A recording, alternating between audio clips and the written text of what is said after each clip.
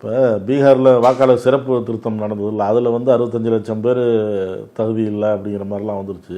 அது யார் அப்படின்னு பட்டியல் கேட்கும்போது அது வெளியிட வேண்டிய அவசியம் இல்லை அப்படின்னு சொல்கிறாங்க. ஏன் இதெல்லாம் என்ன சார் அது?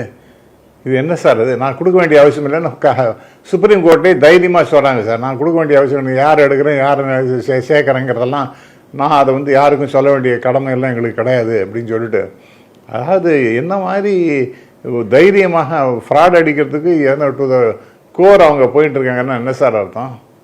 எஸ்ஐ யாருன்னு சொல்லிவிட்டு சார் அப்படின்னா ஒரு மரியாதை, நான் அப்போ உங்களை கூப்பிட்றேன் ராஜவேல் சார் அப்படின்னா ஒரு மரியாதையை கூப்பிட்றேன்.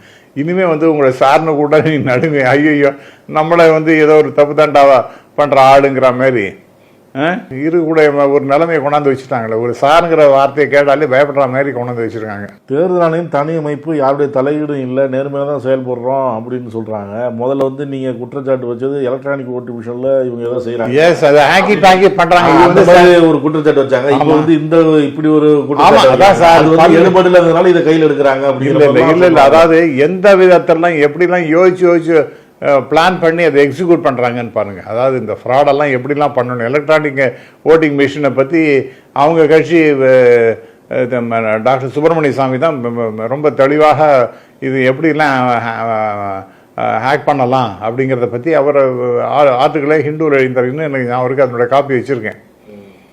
பல பேர் அதை பற்றி ரிசர்ச் பண்ணி எல்லாம் ஹேக் பண்ணலாம் அப்படிங்கிற மாதிரி சொல்கிறாங்க.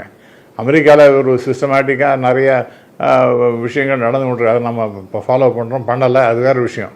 ஆனால் அங்கேயே கூட there is a doubt about this electronic voting machine, இதெல்லாம் தேவையில்லைங்கிற மாதிரி. சரி, அது ஒரு பக்கம் இருக்கட்டும். அதான் நான் சொன்னேன்னா அவங்க பயங்கரமாக ரூம் போட்டு யோசிச்சு எந்தெந்த விதத்தெல்லாம் ஃப்ராட் அடித்தா யாருக்கெல்லாம் தெரியாமல் இருக்கும் அப்படிங்கிற மாதிரிலாம் பண்ணுறாங்க அவங்க. தீர்வு தானே சார் நீதிமன்றம் கேட்கும் போதே வந்து சார் எனக்கு அதில் கொடுத்தாங்கல்ல வெளியிட வேண்டிய அவசியம் இல்லைங்கிறப்ப இப்போ ராகுல் காந்தி சொல்கிற குற்றச்சாட்டுக்கு மட்டும் அவங்கள்ட்ட வந்து ஒரு நீதி கிடைக்கும்னு நினைக்கிறீங்களா இல்லை எப்படி? சார் கிடைக்கணும் சார்.